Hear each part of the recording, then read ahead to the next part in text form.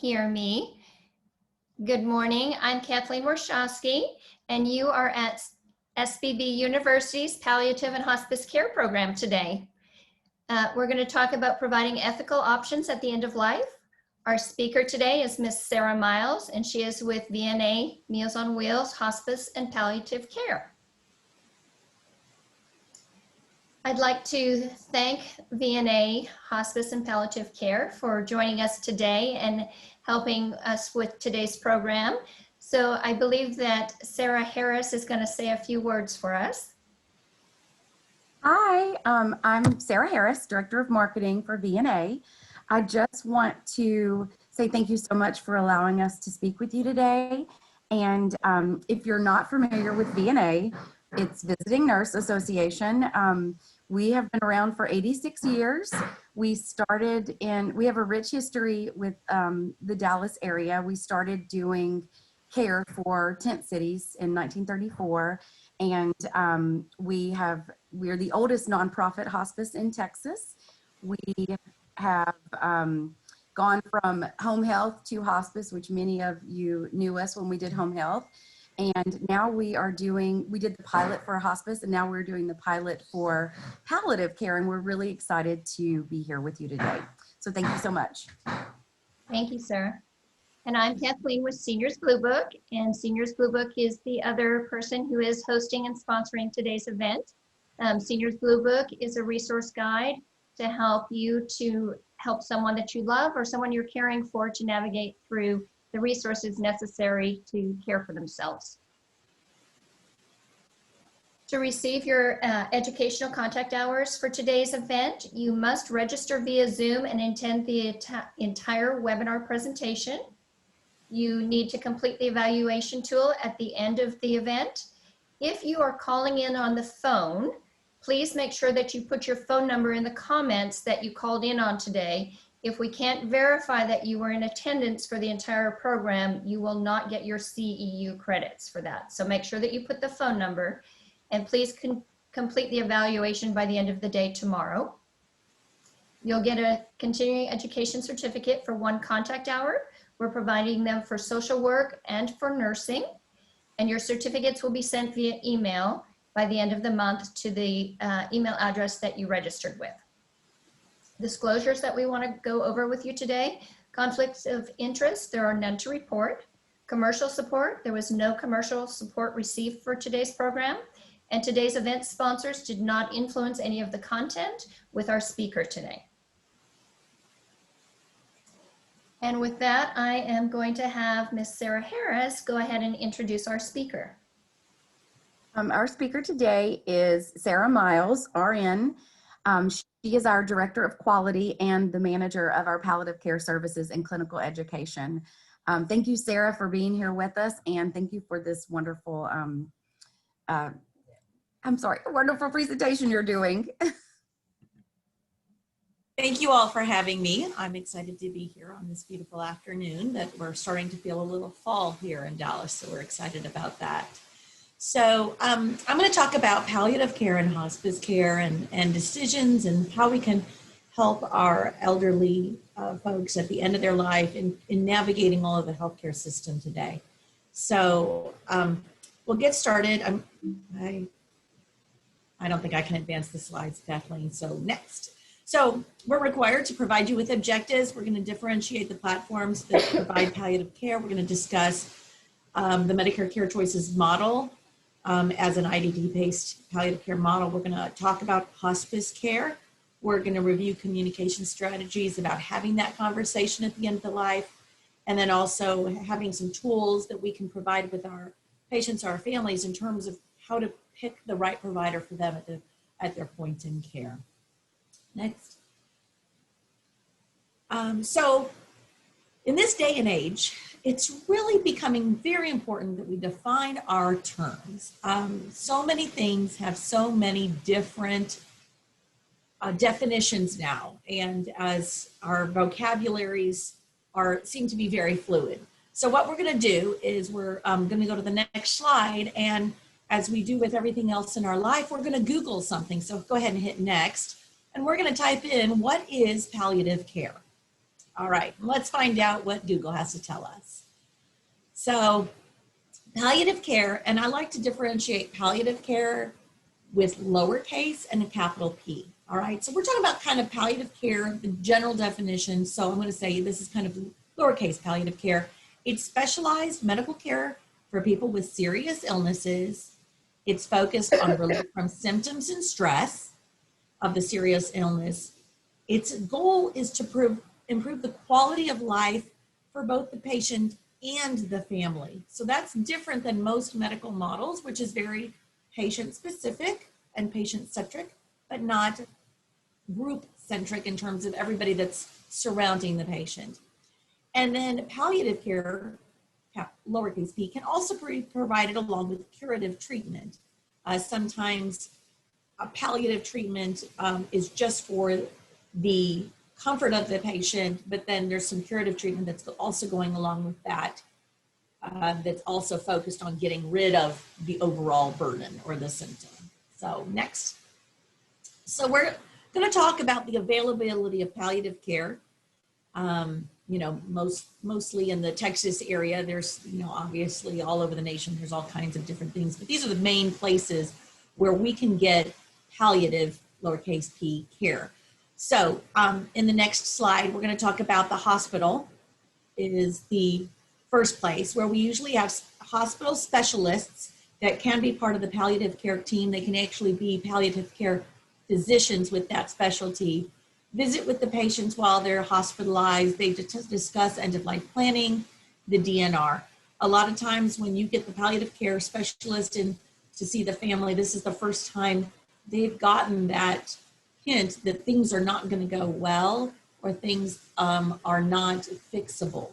Now, there are some hospitals that the second you walk in that door, you get a Palli consult, and they start that process very early on. A lot of hospitals are very late into the game. So when they get that palliative care consult, that's sometimes a lot of the times the first time the patient's getting the understanding of how serious their illness is. We can also provide palliative care in a clinic. You know, you go to your physician that is a palliative care clinic. It might be associated with the hospital or it might be freestanding. And a lot of those physicians focus on mainly pain control, but also some of the other symptom control. But pain control is a huge issue for end of life. Your PCP and their just regular MD office can provide you with palliative care. They can help keep you comfortable while they manage your disease. Once we figured out that maybe the disease is no longer curable, then we can, I'm sorry, the dog just ran in. I'm sorry. Hold on one second. Okay, I'm so sorry. So the PCP, the NP can be providing those services in the physician's office. Now, there are some physician and NP home-based palliative care models. It's kind of under a visiting physician model where if you are under service with them and you start to feel bad, you can call them, they will come out and they will address your pain issues or your symptom issues, but it's more on an as needed basis so that you contact them to get them involved. And then the final way that we can provide palliative care is an IDT-based home palliative care model. This model differentiates from the other in that it is not a physician-driven model. It is more of a patient-driven model and an IDT-driven model, similar to how hospice is given in terms of the patient says, this is what I want my plan of care to be, and we all work together as the IDT to provide that care for them. Obviously, there's still physicians involved, but it also involves social worker, chaplains, volunteers, aides, the whole gamut of people to help care for that person. Next. So why do we need a home-based palliative care model? Why can't we just send them all to their doctors or have them speak with their palliative care physicians in the hospital? And the first reason is hospitalization, high end-of-life costs, and then the third reason is a delayed hospice. So if we can move on to rehospitalization, for certain, and go ahead and click it again, Kathleen, because there's more stuff that'll pop up. There we go. You'll notice with heart failure and COPD, the national 30-day readmission rate is about 20%. So that means if you go into the hospital with heart failure or COPD, there is a 20% chance 1 in 5 people will return to the hospital within 30 days. And that's nationally. And that is a huge issue for not only the hospitals, but also the patients. They think they're better and they go home and then they land right back into the hospital and start the whole process over again. So that is a cycle that we need to stop. We need to figure out how can we make this thing stop happening. Go ahead and hit next. Okay, the average cost for the last 90 days of life for people, and this was a 2017 study, so it's probably gone up even since then, is about $30,000. So that is $30,000 of Medicare money that they are spending to care for people that are going in and out of the hospital in the last 3 months of life. And what they're finding is these patients are not having better outcomes. They're still passing away at the end of 90 days, but they're also not having any better quality of life. They're in and out of the hospital. They're in and out of the ICU. They're in and out of rehab. They're not where they want to be doing what they want to be doing in the last 90 days of their life. Go ahead and click forward. And then finally, one of the reasons that we need to capture this group of people in the end is they need to be transitioning to hospice a little bit more appropriately at times. Most people, when polled, 75% of people when polled when asked in a poll, would like to die at home. They would like to spend their last days, months at home. And only 25% actually do. So that means people are going into the hospital, they think they're going to come back out, and they end up never leaving the hospital, and they die in the hospital when their choice was really to want to spend their last few days at home. So when we look at these statistics, we see that 40% of hospice patients, if you look at the total days of care between 1 and 2 weeks, is people that have a hospice length of stay of 2 weeks or less. Now, a lot of those patients, you know, they were sick in the hospital and then the decision was made to go on hospice because there was nothing else they could do in the hospital. But for the majority of people, they could have been on hospice longer. We will go over later about the benefits of hospice in terms of the emotional care and the supportive care. When you're only on hospice for 2 weeks, you do not have time to get ready to go. Your family is not ready for you to go. They're in the panic. We're still in the panic phase of get things taken care of, get our symptoms under control. So nationally, we need to look at how can we get people onto hospice more appropriately so that they get that final help that they deserve. They are better symptom controlled because people are coming to their house and watching them and monitoring them and offering suggestions and medications and symptom control techniques that they don't get because they're not, you know, they only might get if they go every 3 or 4 weeks to the hospital or to the physician. So there's things that can happen, that can only happen in the home that we can really help people with. So let's go on to the next slide then. So I want to tell you about a model that Medicare has put out there. This is a national model that was started in 2016 and is going to go through the end of 2021. It was supposed to end at the end of 2020, but the model has had such good success that they've extended it another year. Medicare never extends something that isn't working well. So we're excited that they've extended the model because that means they are seeing something that they like and that they're getting the data that is supporting that. The reason these models that Medicare The reason these models are so important for Medicare is that they define what the next set of benefits will be. So anytime you or your agency have an opportunity to apply for and get into a model, any kind of model that helps define what we're going to be doing in our industry, please do so, because it's very, very important. This model, this is how hospice started back in the 80s. Medicare put out a model and said, hey, let's try this hospice thing and let's do it this way. And we did it for a couple of years and they got the data they wanted, and then boom, we have the hospice Medicare benefit. So we are hoping that out of this Medicare Care Choices model, we are going to see some form of palliative with a capital P, just like hospice is kind of like a capital H because it's very well defined for Medicare.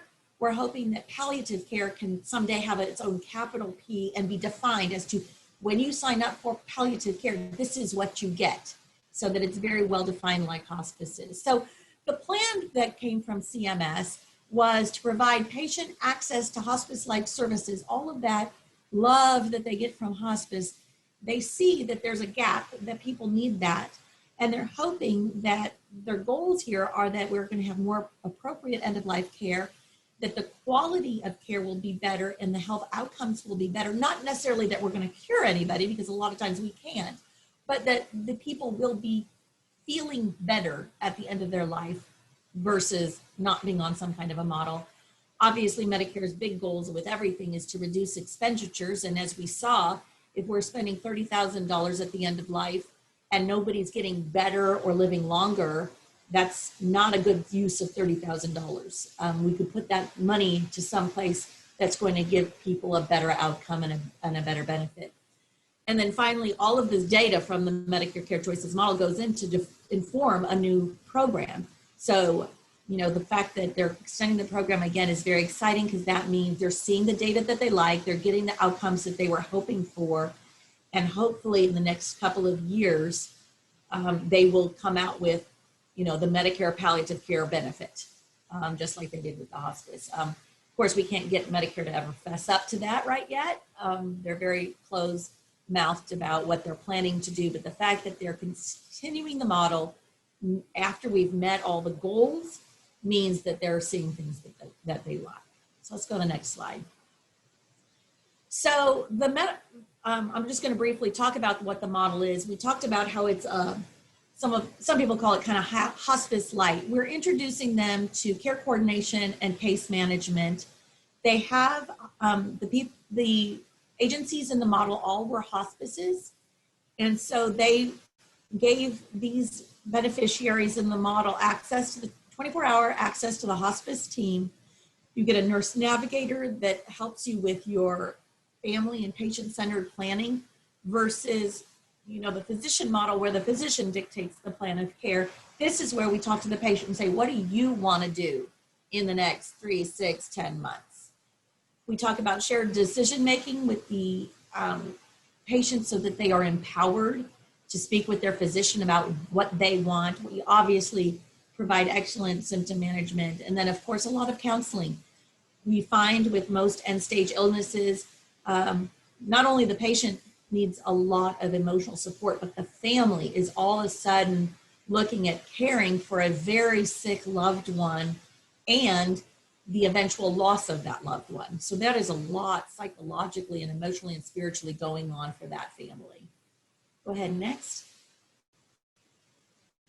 So this model provides that extra layer of care to maximize symptom management. We're supposed to prevent unnecessary hospitalizations and ER visits. A lot of times these people don't know what to do when something happens and their doctor's office is closed. We all know when you call your physician's office at 6:30 at night, what's the first thing it says? If this is an emergency, please dial 911. So if I'm calling my doctor at 6:30 at night, it's probably an emergency to me. And therefore I'm going to call 911, hop in the ambulance, off I go to the ER again.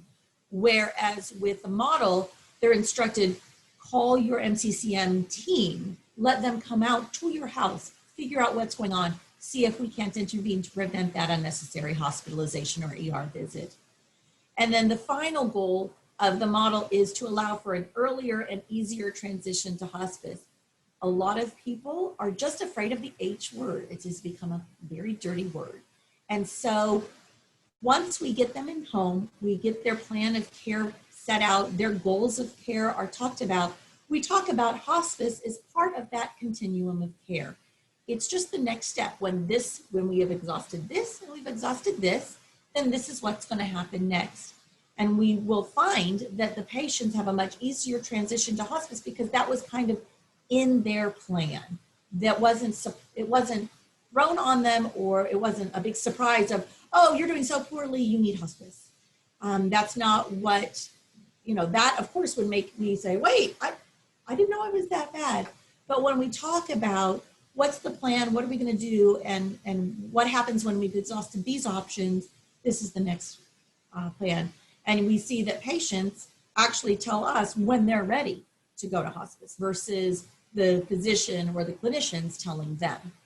So it empowers the patients to understand what their options are and then to choose them when they feel that that's most appropriate. But a lot of times it's just a matter of being able to educate them as to what is available. Go ahead and hit the next slide, Kathleen. So one way to easily think about this model, the Medicare Care Choices model, is you get all the people of hospice, but you don't get the products. So you get all of the hospice team, but the model does not pay for DME, medications, and supplies. That's all still covered under your regular Medicare AB coverage. So that none of your, when you go on hospice, you go off of regular Medicare AB and you go on to Medicare hospice benefit. On this program, you are still on your AB. It's billed through that. So you can still get your DME medications and supplies. Next slide. The exciting thing about this also, oh, it's missing a slide. Go back a slide, Kathleen, I'm sorry. One of the nice things about this model is Medicare has recognized that a lot of people at end stage of life, they need all of these services. They need that emotional and spiritual and medical support, but they also need therapy. PT, OT, and with the hospice model, it's most of the time it's excluded because it's just too cost prohibitive.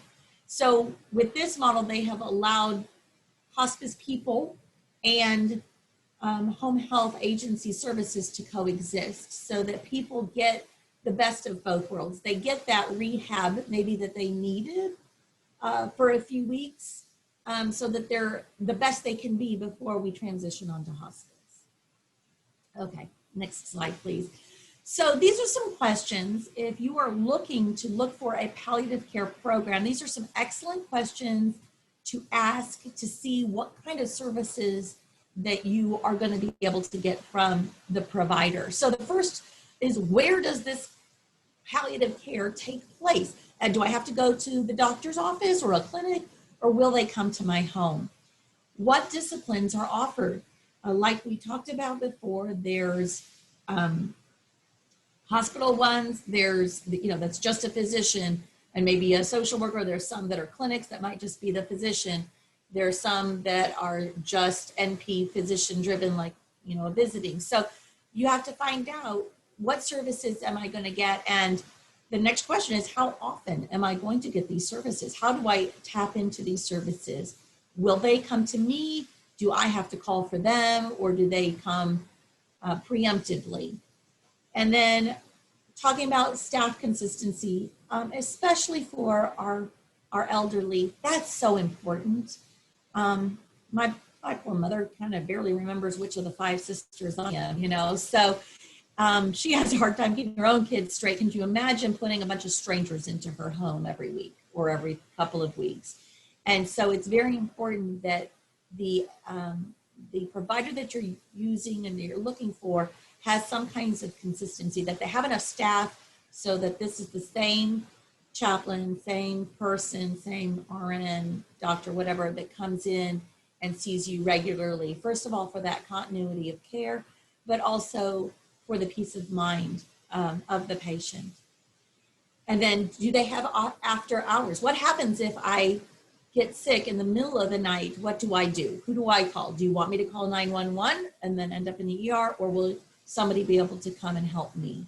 So that's another good way to differentiate what kind of program that you're looking for, as well as the response time. Some say, well, we'll take your call, but we won't come out. And some people will say, well, we can come out, but it might be, you know, first thing in the morning. So again, just talk about how are they staffed on the nights and weekends to help you and to keep you from having to go back into the ER or the hospital. Another question to ask is, how long have you been doing this? This is something that we should ask of most of our providers.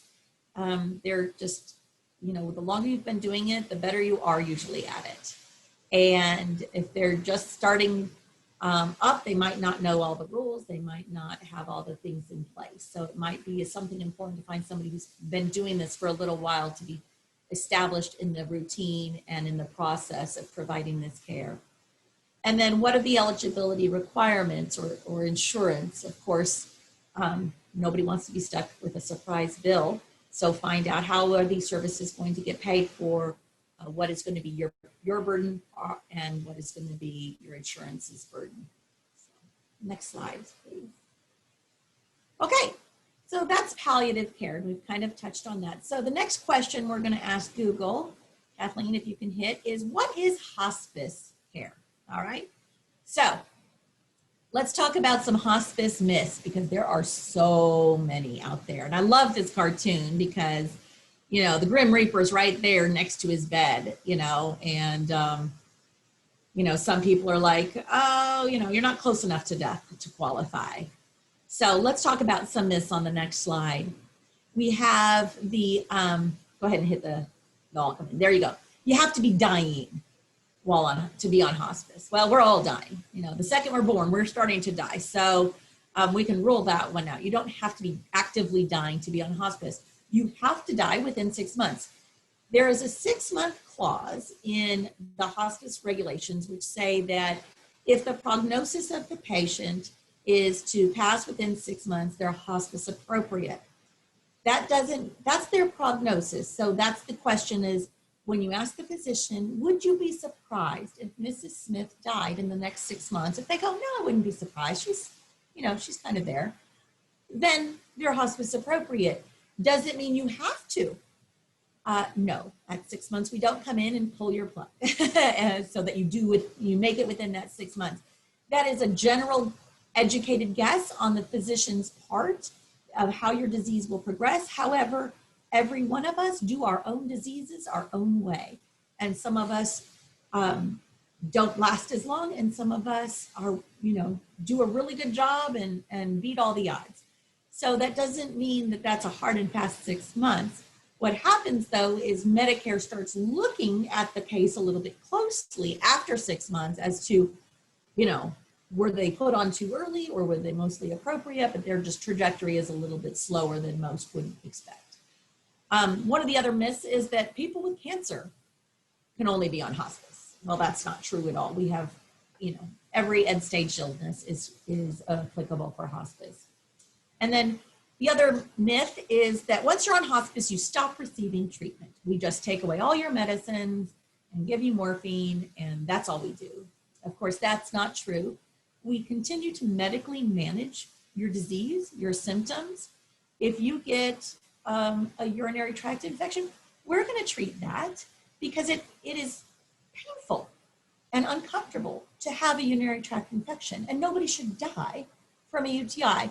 When you're on hospice, we want your end stage illness to be the cause of death, not you know, something that could be easily fixed. And all these infections that we can get at the end of life and wounds, they are not quality of life issues. We want to fix them because they are fixable. I mean, if we can fix it, we're going to fix it so that so you have a higher end quality of life. Number 5, you have to go to a facility that does hospice. We all know hospice is done everywhere. But one of the better places is at home, if that's where the patient wants to be. And what our hospice teams do is facilitate that to happen. We figure out how can we get you in a place where you want to be at the end of your life.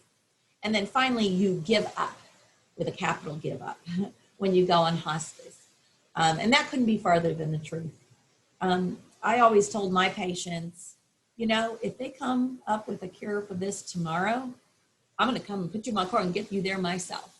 There's no reason to stop hoping for the miracle, stop hoping for something different, for that drug or that study to come through with something amazing. We all want that. And we're the first to be ready to embrace that if it's available. However, if it's not available, then we are going to continue on this current path that we have, making you very comfortable and having the highest quality of life for as long, as long as you're with us. So next, Kathleen.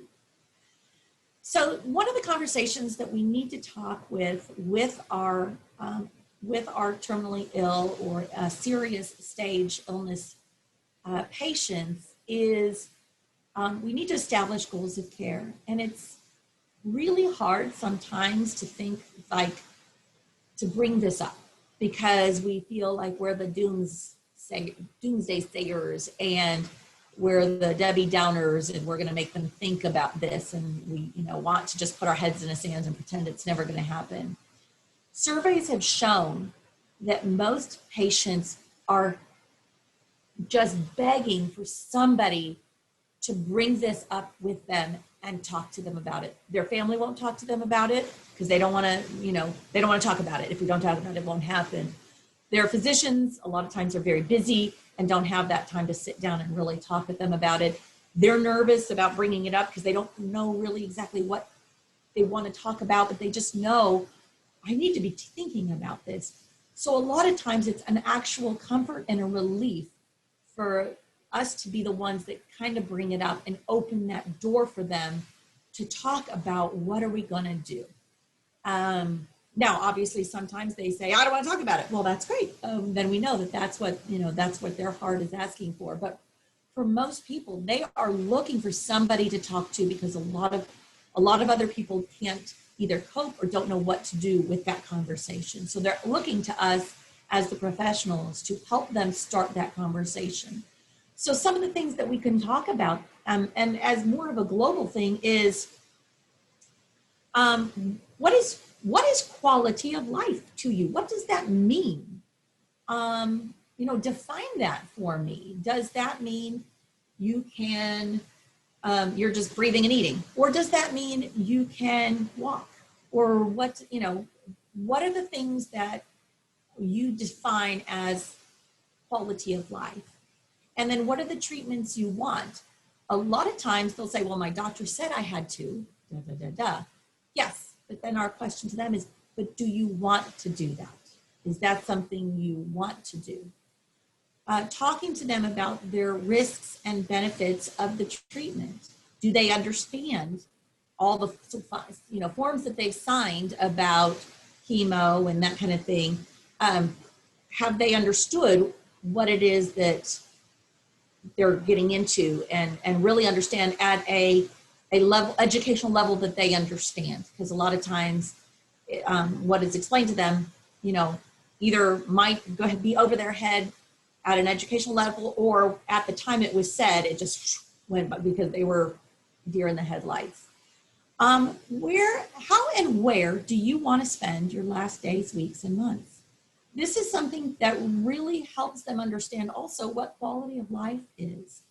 A lot of times people really haven't thought about that. And that's something that we all should think of, even if we're young and healthy.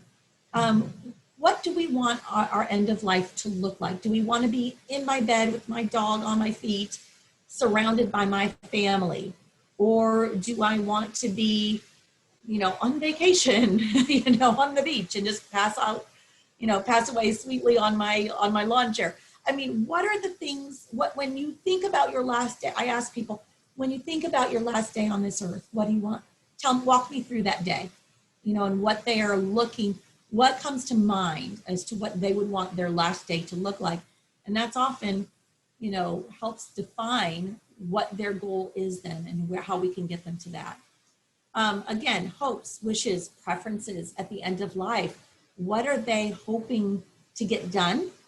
Where are they hoping to be? Who are they hoping to connect with, to forgive. All those things need to be discussed. And a lot of times that is a hard conversation for people to have with their own family, but it's sometimes easier with a stranger, which would be us.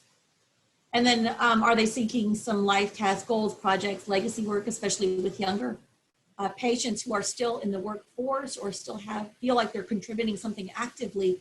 Helping wrap that up is really important so that they don't feel that they have that burden of leaving something undone for somebody else. Let's go to the next slide. So again, how would you define a good death? And that is something that is defined personally for every single person. You won't ever find two answers the same. So let's look at hospice. Hospice is different than every other form of medical care in the United States in that it's a team-oriented approach, and it's patient-focused, patient-centered, and patient-driven. In hospice, there is no such thing as non-compliance. If you have a patient that doesn't want to take his medication, then it's our job as the hospice provider to find the medication they will take, because the patient is driving the plan of care at the end of life. So it's a very different modality than we do in the rest of our medical community, where the physician is usually driving the plan of care based on medical stuff.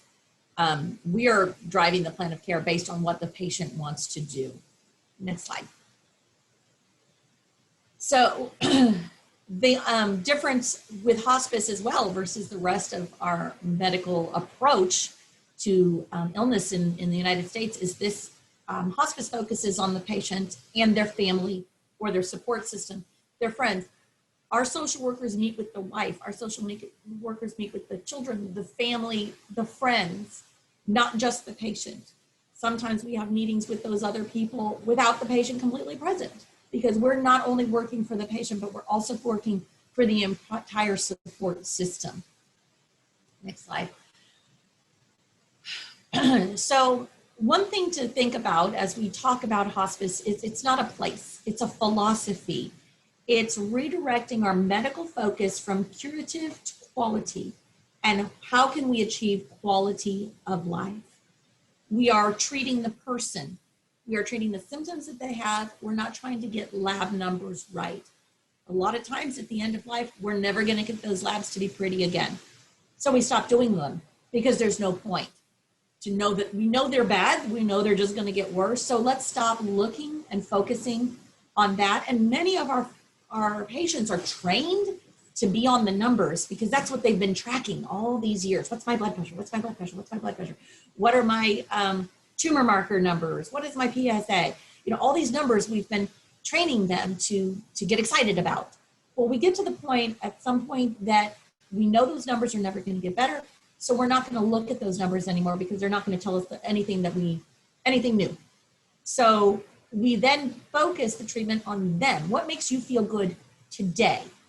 And if that makes you feel good today, but messes up a number, that's okay, because today is the day we're working on to have the best day today. And then tomorrow we're going to have the best day we can tomorrow. And again, finally, it's very patient driven, not physician driven. And therefore we can't have non-compliance, because if the patient doesn't want to do it, then we need to change the plan of care to be something that the patient is agreeable to doing. Next slide. So in hospice, you get the entire team. Go ahead and you can click the next click and it'll give us a diagram. So we have your physician, we have a nurse, social worker, chaplain, our home health aide, or hospice aide, we have volunteers, and then we have a bereavement counselor. The patient and the family is the center of all of those services.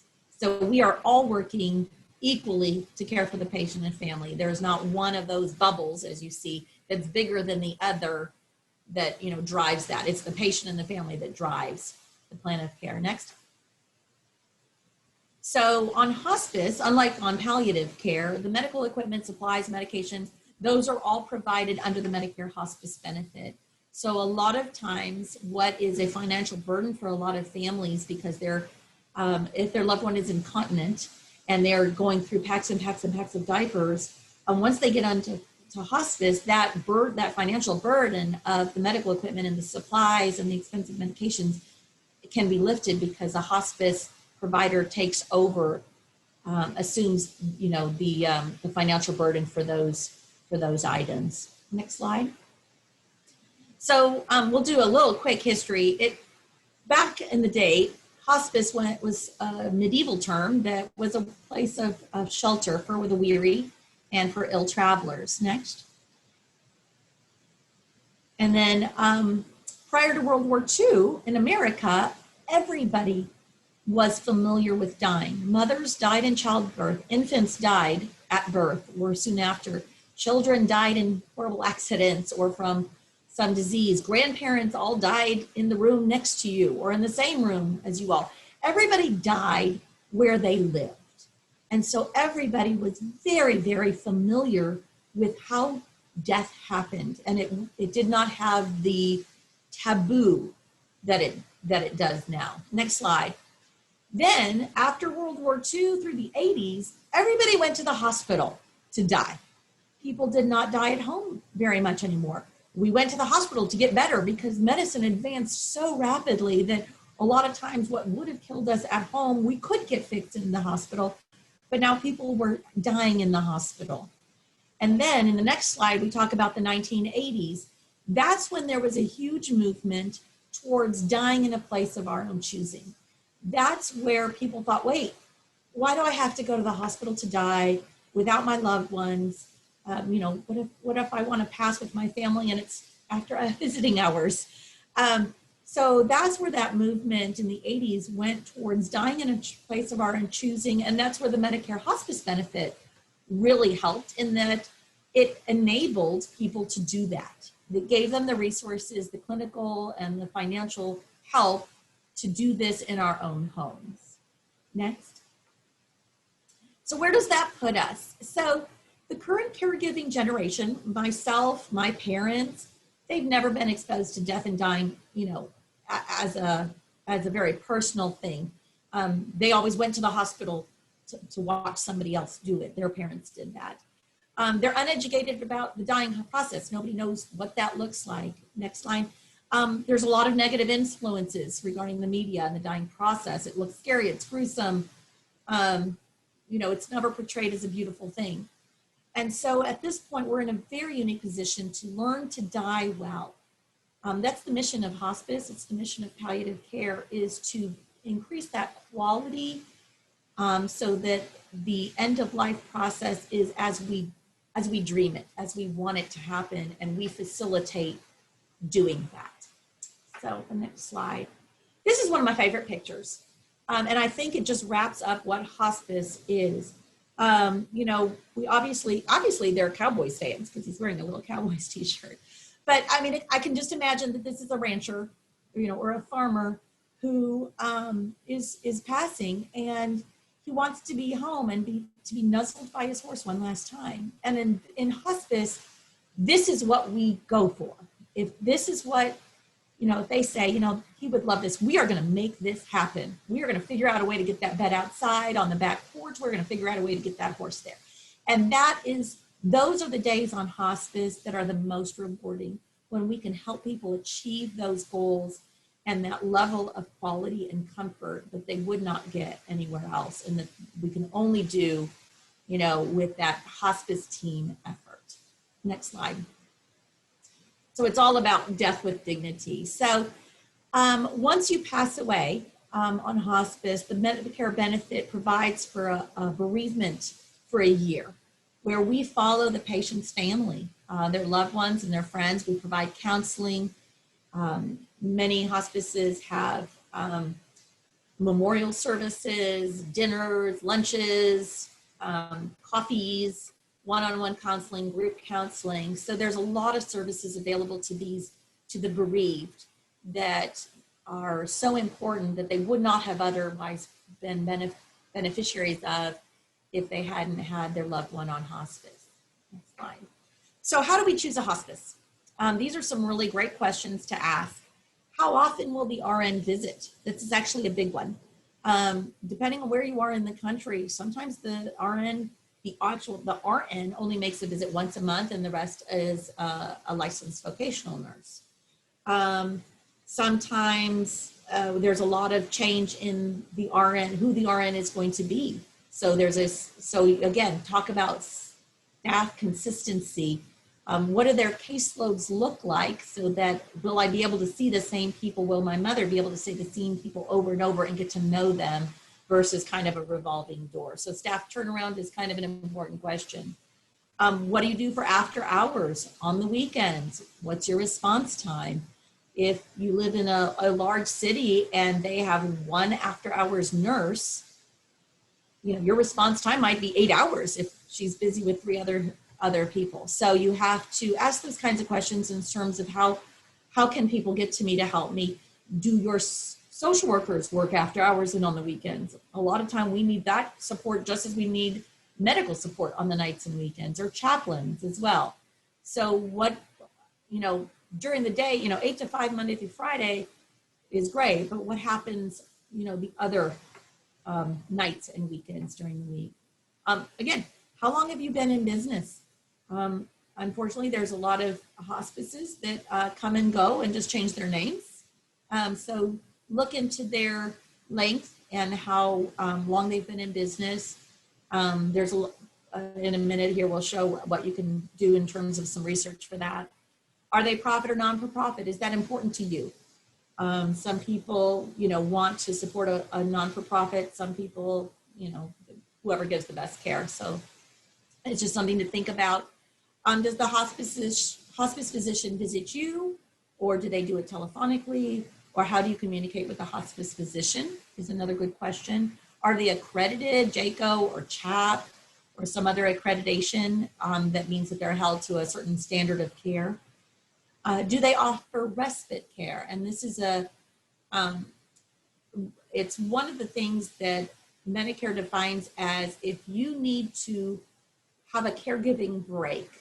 So if I'm providing care for my mother who lives with me, but I am just worn out and I just can't go another day, we can place my mother in a facility for up to 5 days to give me a caregiving break while we figure out the new plan to get me some help, or maybe move her into a different long-term facility or something like that. So do they do respite care?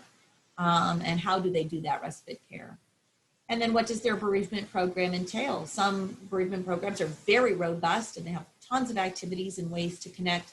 Some, they just have one person who can call and that's all their capability is. So those are just some questions to ask in terms of the kind of services that you can expect and get from that hospice that you're looking for. Next slide. Another way you can look at, and I just chose VNA so that we can, because I didn't want to put anybody else up there and make them look better. So there's the Medicare.gov Hospice Compare. So this is, it's a screenshot straight from the Hospice Compare website. If you Google Hospice Compare, you'll get to this website. And what you can do is type in the name of the agency that you're looking at, and it's nationally. So anywhere and it'll ask for the zip code near where you're looking for your agency. So if you're in Austin, put in an Austin zip code and then type in Hospice of Austin, and it'll show up. And then you can look at how these questions are being asked and answered. So these are standard questions that Medicare looks for, and they grade us on how well we do with these questions. So it's very important to look at this and compare different agencies so that you can see who's doing what. It has a lot of information in terms of agency size, the kind of care that they provide, their diagnoses. It's a very, very comprehensive. I haven't showed you every page, but it's an excellent, excellent resource. And I've used it a lot for my personal family in terms of researching hospices for them. Next slide. Okay, so the last thing I want to talk to you about real quick is about the communication style and language. You can just throw them all in, Kathleen, if you want. Okay, there we go. So obviously, keeping it away from the medical information jargon, asking them how they understand it first. What do you understand to be going on? And then that kind of gives you an idea of how they're processing and what they've heard. we all know that we give them 100% of the information and they maybe retain 30. So we got to figure out what 30 did they get and what 70 did they miss. Small chunks, simple vocabulary. Sometimes these conversations about end of life, they can't happen all in one day. We have to just focus on little things, let them ruminate on it and stir on it, and then come back and then talk about something else. You know, I'm a big analogy person. I love analogies, but sometimes they can be very complex, and then they remember the analogy, but not what it was that you were talking about. So I personally have to be very careful with analogy. However, I do love the exit analogy, where we talk about, you know, our end of our life is a road, and there's many different exits off of it. Sometimes that very last exit is not going to be the most dignified and desirable exit to take. It might be the furthest one down the road by a couple of days, weeks, minutes, but maybe that's not the one that's going to have the outcomes that you want in terms of the quality of life. So that's just something to think about in our minds in terms of what is this going to look like, and how far do we want to go down this path, and how aggressive do we want to be on this path. Next slide.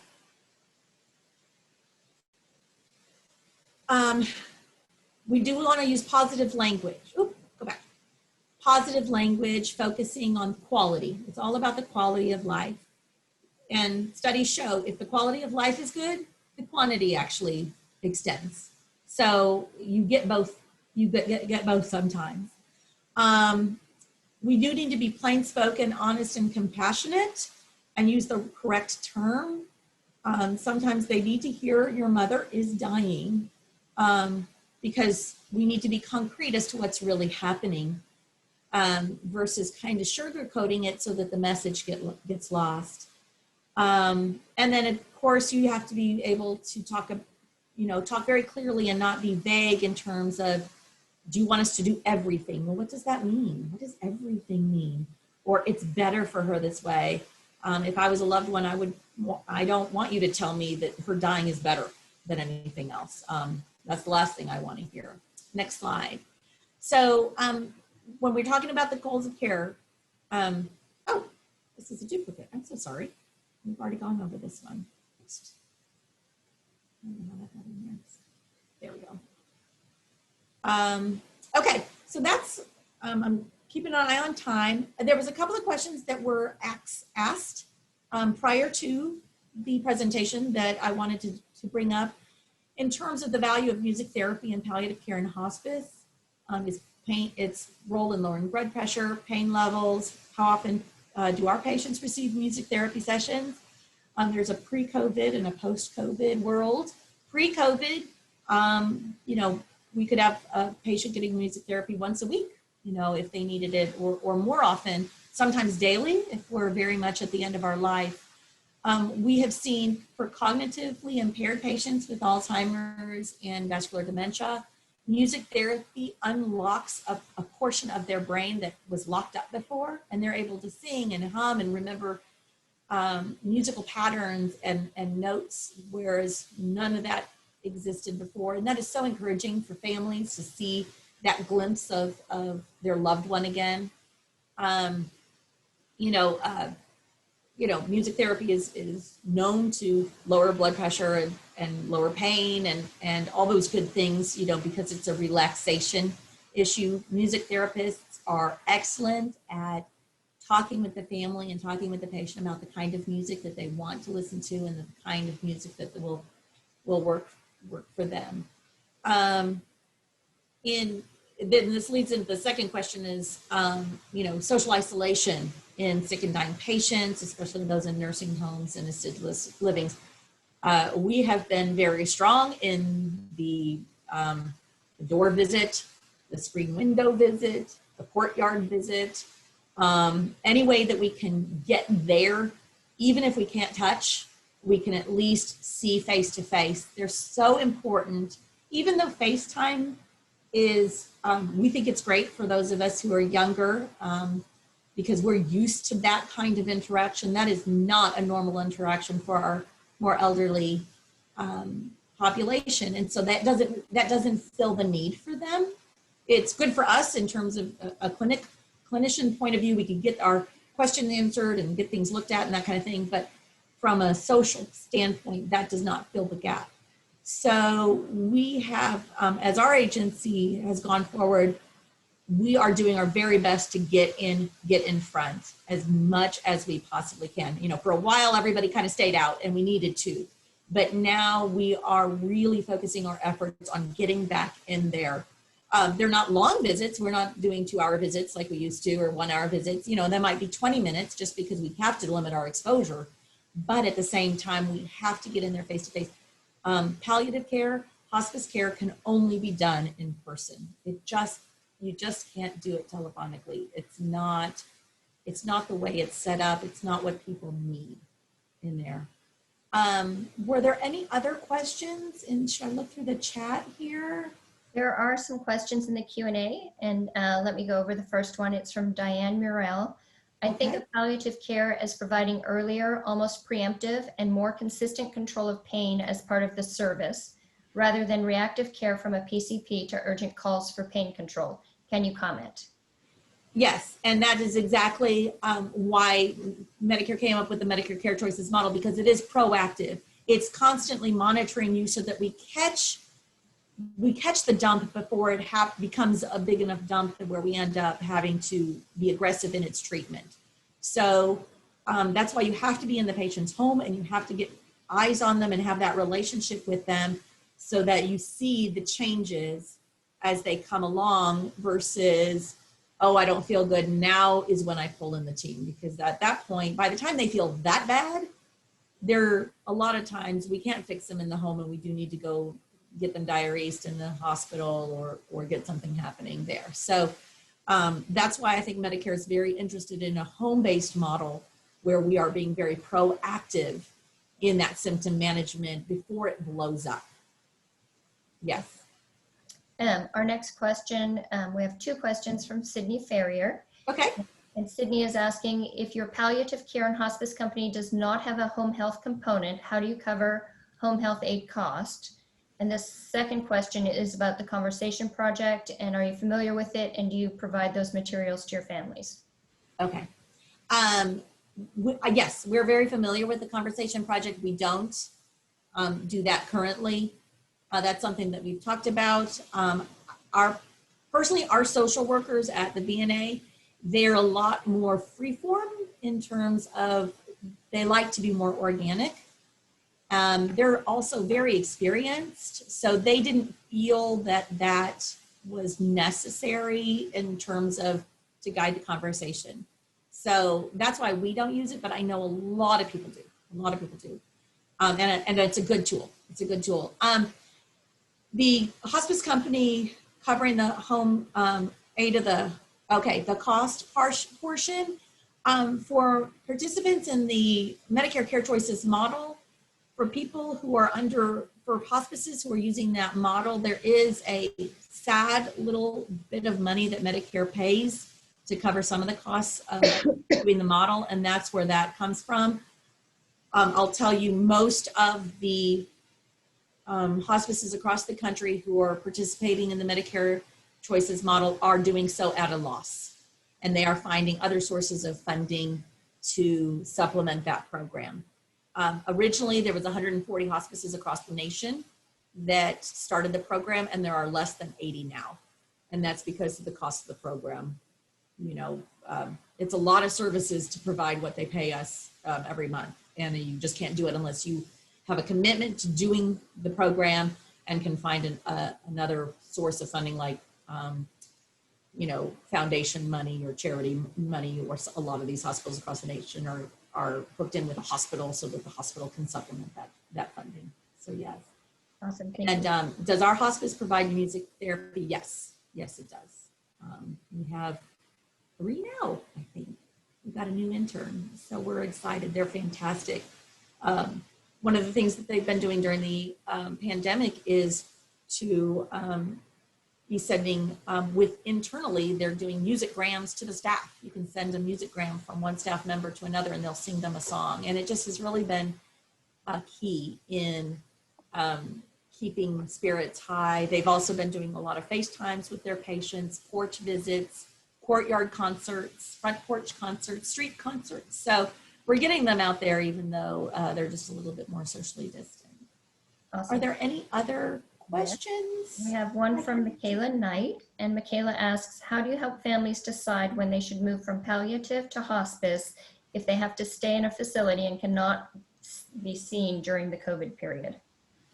Okay, I'm sorry. So I'm assuming that the patient is in a facility where the hospice is not allowed to come in and the families aren't allowed to come in. And so Right. how do you help them to decide when it's time to move from palliative to hospice if you're not able to go and truly evaluate them? Yeah, and that's is a very difficult situation, and we're all finding ourselves in that, where you know, you're having to trust the facility to care for your loved one without you getting to have any eyes on them. I would strongly suggest that you find a way to FaceTime in so that you can see your loved one and make sure that you can have that eye contact with them. Or again, window visits, screen doors. There's a lot of ways we can get eyes on our loved ones and not break the facility's protocols. I understand what the facilities are trying to do because they're terrified of letting it run rampant. And so they want to protect everybody, and I understand that. But at the same time, you need to see what they can do, you know, what's really happening. The other thing is we have a right as a Medicare beneficiary to choose our hospice. And so it is really important that you exercise that right in terms of if they're saying some hospice can come in and some hospice can't. You really need to discuss that with the administration as to why are they doing that. If you've chosen a caregiver and if that hospice can provide the same level of care that they're requiring in terms of gowning and gloving and PPEing and testing and things like that. And that's something that you really need to discuss with the administration because I know that we understand what they're trying to do, but at the same time, we have rights as patients to be able to choose our providers as well. Awesome. I hope I answered that question. And we have one last question. This is the last one we have time for. It's from Sharon Pelton. What would you recommend to a family member who is having trouble caring for the individual at home, even with hospice place and hospice desire to keep the patient at home? And that's unfortunately, hospice Medicare benefit does not cover what is considered custodial care.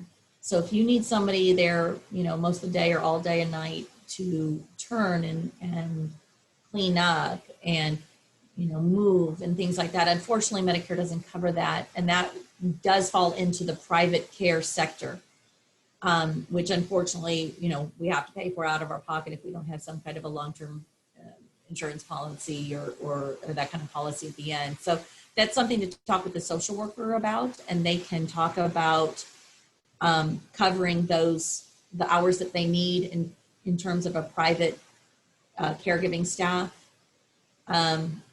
We can also, you know, look at if you just need breaks. Sometimes volunteer staff can cover that. They can't do a lot of the custodial things because they're not qualified to do that or trained to do that, but at least if you need to get out and go do something for a couple hours, they can come and sit and be with your loved one. You can also look to your religious organization and see if they have people who can volunteer to come and help take out the burden. So a lot of times what our social worker does is pieces that puzzle together. They're okay, we have to pay for these hours, but we can use this group to cover these hours and this group to cover these hours.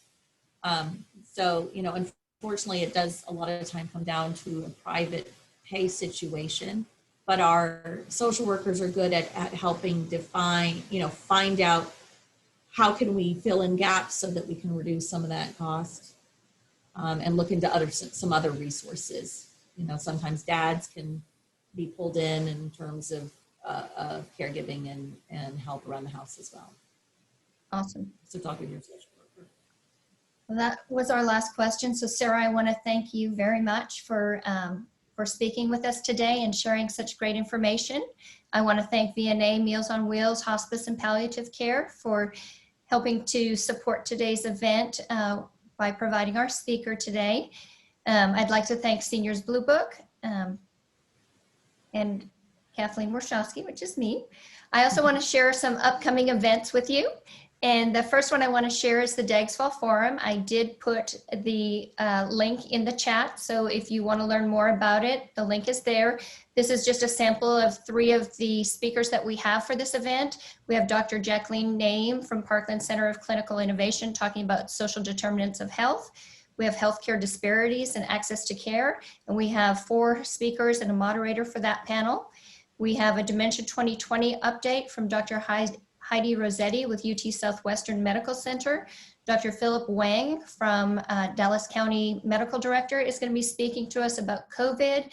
We have Brett Morin from Parkland Hospital. He's going to talk about advancements in telehealth. So we really have a great program. If you are interested, I'll make sure to include the link for that when I send your continuing education certificates. Additionally, DAGS has an event coming up this Thursday. This happens to be a free CEU event. It's on mindfulness during these uncertain times. So hope to see you there. I'll include that link for you as well. And then SBB University has a couple events coming up September 23rd. Again, these are free events, complimentary from Seniors Blue Book. And it's on staying connected to an aging relative, guiding families through difficult times of distance. And the one in October is on engaging an aging relative with dementia. And they're going to talk about some dementia-friendly virtual strategies and tools that can be used. And then want to make sure that you know that Seniors Blue Book has print and digital editions. We also have our discharge planner, and it's the only comprehensive caregiving resource in the Dallas area. And reminder to complete your evaluations. In order to get your certificate today, you have to complete your evaluation and you have to have been on the call for the entire duration. So thank you so much on behalf of myself, SBB University, Seniors Blue Book, and VNA Hospice. Thanks and have a great day.